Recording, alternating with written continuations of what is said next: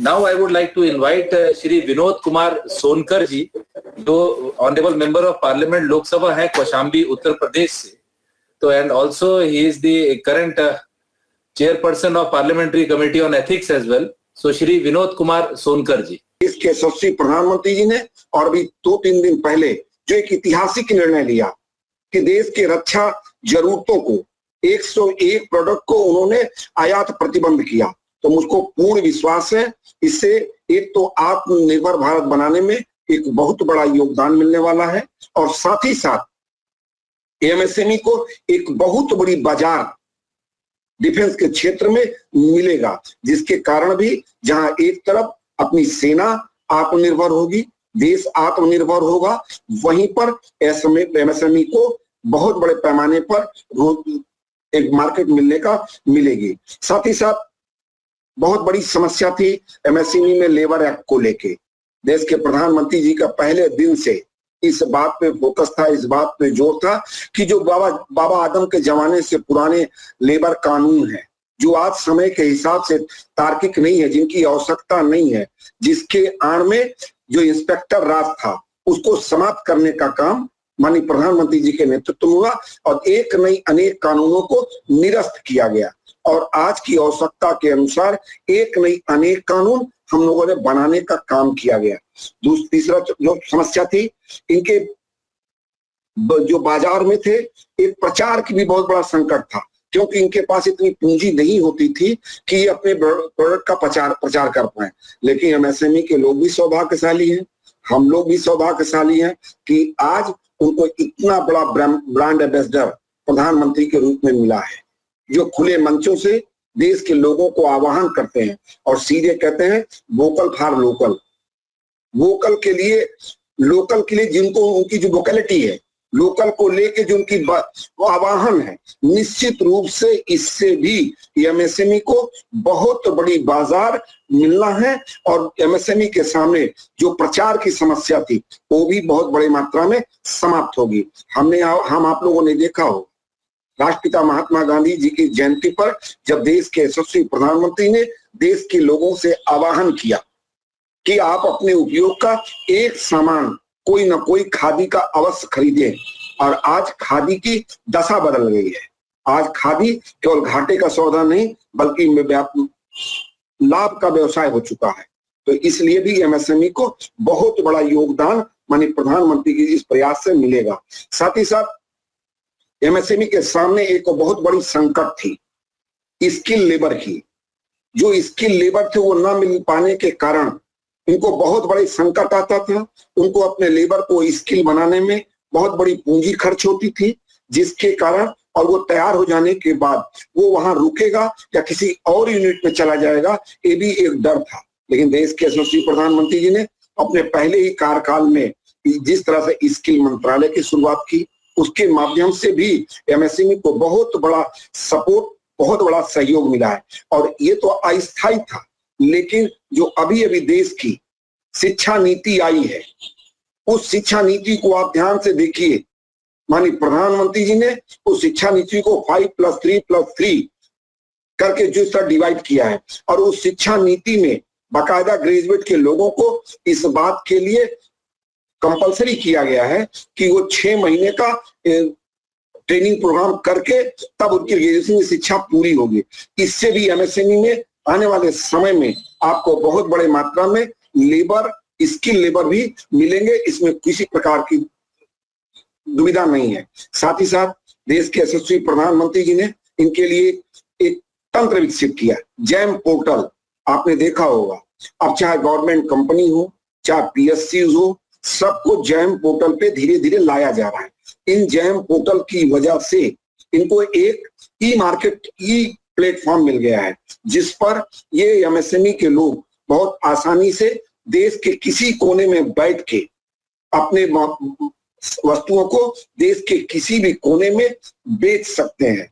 तो मेरा मानना है कि जो एमएसएमई के सामने जो कई समस्याएं थी, चाहे पूंजी की हो, चाहे मार्केटिंग की हो, चाहे स्किल लेबर की हो, और चाहे लेबर एक्ट की बात हो, और साथ ही साथ देश के यशस्वी प्रधानमंत्री जी ने एक काम और बहुत बढ़िया किया, जो उन्होंने अटल बिहारी वाजपेयी जी, पूज्य अटल बिहारी वाजपेयी जी के नाम पे अटल पेंशन योजना की शुरुआत की।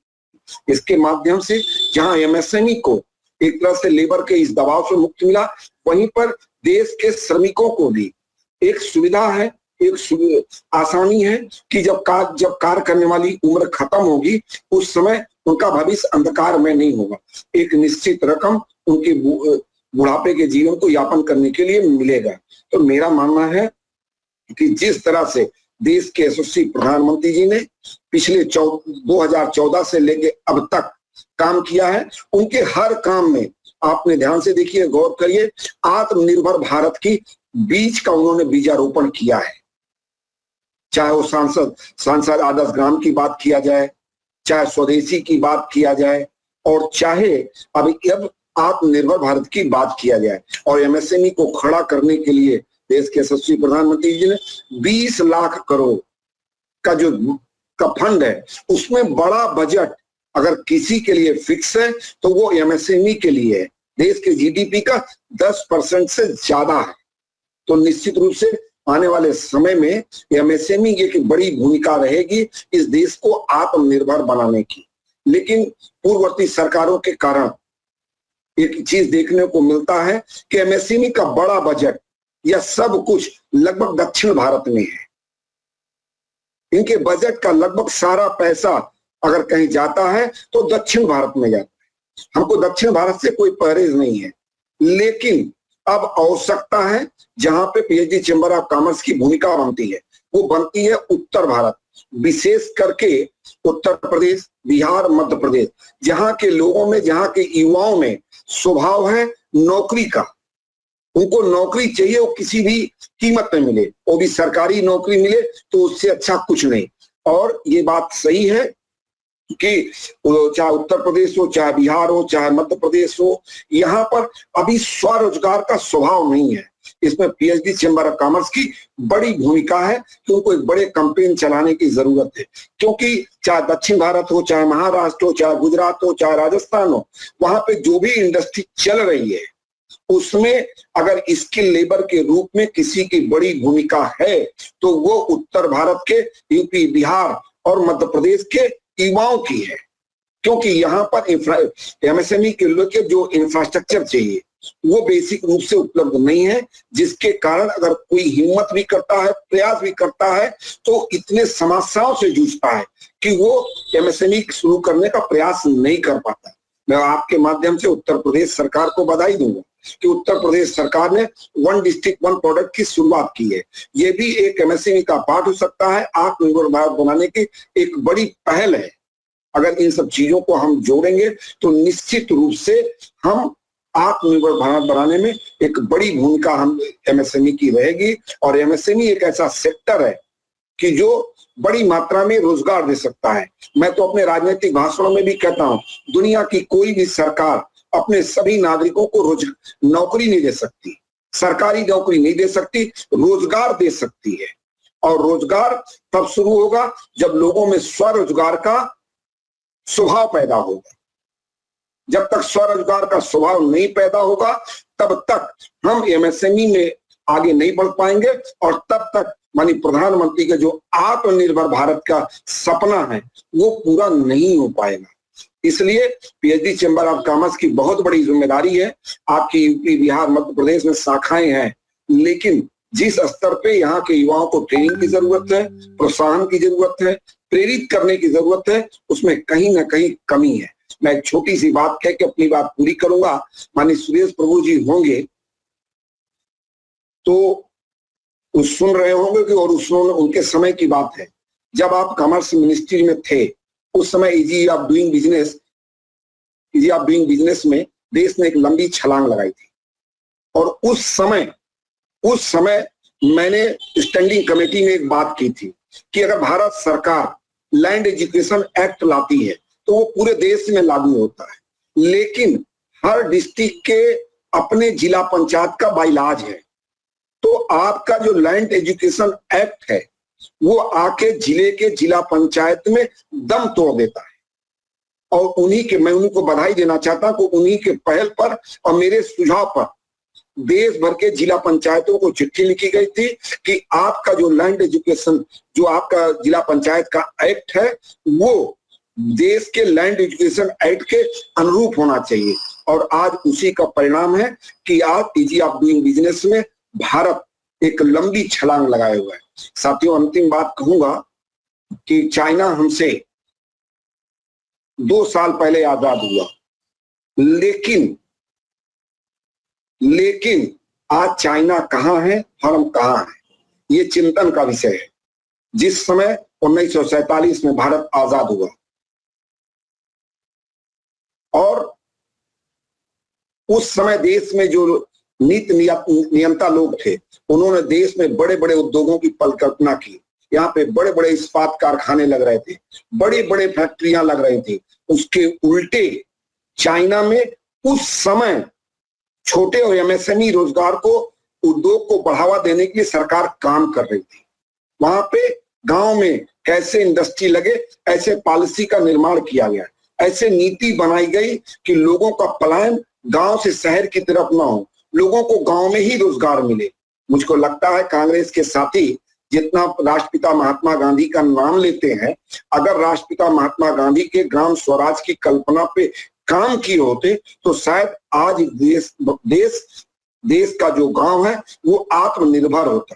केवल रोजगार के मामले में आत्मनिर्भर नहीं होता, वो पूर्ण रूप से, संपूर्ण रूप से, सही मामले में वो आत्मनिर्भर होता। और जब तक देश का गांव आत्मनिर्भर नहीं होगा, तब तक जिला आत्मनिर्भर नहीं होगा। जब जिला आत्मनिर्भर नहीं होगा तो प्रदेश आत्मनिर्भर नहीं होगा, और जब प्रदेश आत्मनिर्भर नहीं होगा तो देश आत्मनिर्भर नहीं होगा। मुझको लगता है कि राष्ट्रपिता महात्मा गांधी के जो ग्राम स्वराज की कल्पना थी, उसको सही मामले में, सच्चे मामले में अगर कोई यथार्थ रूप से धरातल पे अगर लागू कर रहा है, लागू करने का काम कर रहा है, तो देश के यशस्वी प्रधानमंत्री आदरणीय नरेंद्र भाई मोदी कर रहे हैं। इसलिए मैं फिर कहूंगा कि देश के आत्मनिर्भर बनाने में एमएसएमई की बहुत बड़ी भूमिका है, और उसमें विशेष करके पीएचडी चेंबर ऑफ कॉमर्स की भी बहुत बड़ी भूमिका है। कि उत्तर भारत में, बार बार कहूंगा, उत्तर प्रदेश, मध्य प्रदेश और बिहार में यहाँ के युवाओं में स्वरोजगार के लिए प्रेरणा नहीं होती, क्योंकि उनको जानकारी नहीं होती। इसलिए मेरा आपसे इस मीटिंग के माध्यम से निवेदन है कि आप अपने काम को थोड़ा सा प्रचार प्रसार के रूप में यहाँ पर भी बढ़ाने की जरूरत है। और अंतिम में माननीय प्रधानमंत्री जी को मैं धन्यवाद दूंगा कि माननीय प्रधानमंत्री जी ने देश के यशस्वी ऐतिहासिक विज्ञान भवन में खड़े होकर कहा था, डिक्की चैम्बर ऑफ कॉमर्स में जो मीटिंग हुई थी, उन्होंने कहा था, मैं चाहता हूं इस देश का अनुसूचित समाज केवल नौकरी मांगने वाला ना बने, बल्कि नौकरी देने वाला बने, अर्थात आत्मनिर्भर बने। और उस समय उन्होंने देश के अनुसूचित समाज के लिए 3-4 चीजों की बहुत कानून बनाए थे।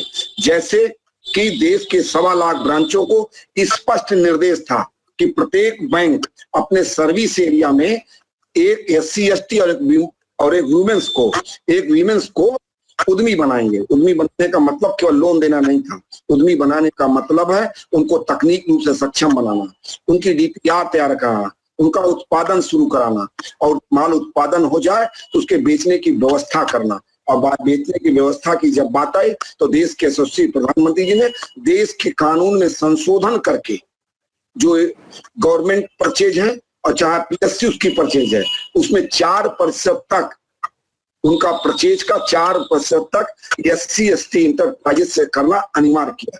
तो निश्चित रूप से देश के यशस्वी प्रधानमंत्री जी लगातार आत्मनिर्भर भारत की बात कर रहे हैं और आत्मनिर्भर भारत पे काम कर रहे हैं।